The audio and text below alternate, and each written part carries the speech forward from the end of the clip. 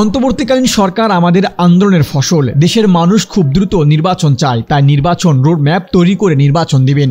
জনগণের জানমাল নিরাপত্তা দিতে হবে। আন্দোলন সংগ্রামের মধ্য দিয়ে যে দায়িত্ব দেওয়া হয়েছে বলে এমন মন্তব্য করেছেন বিএনপির চেয়ারপারসনের উপদেষ্টা কাউন্সিল আবুল খায়ের ভূঁইয়া। তাই আমরা দাবি করছি, আপনারা নির্বাচনের রোডম্যাপ ঘোষণা করুন। কবে, কখন, কিভাবে নির্বাচন হবে, নির্বাচনের রোডম্যাপ অবিলম্বে ঘোষণা করে নির্বাচনের তারিখ ঘোষণা করুন। তিনি আরো বলেন, ফ্যাসিস্ট হাসিনা ষড়যন্ত্র করে যে পরিবারকে ধ্বংস করে দিয়েছেন, আপাতত যে সংস্কারগুলো করলে দ্রুত নির্বাচন দেয়া যাবে সেই সংস্কারগুলো করে নির্বাচনের তারিখ ঘোষণা করুন। আইন শৃঙ্খলা যে অবনতি সেটি ফিরিয়ে আনতে এবং নিত্য প্রয়োজনীয় পণ্যের মূল্যবৃদ্ধি সহনীয় পর্যায়ে আনার ব্যবস্থা দ্রুত সময়ের মধ্যে গ্রহণ করার দাবি জানান।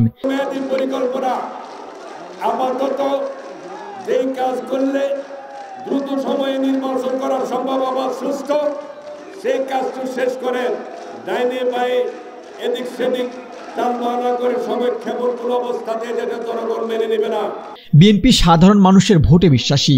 বিএনপি ভোটের অধিকার ফিরিয়ে আনতে চায়।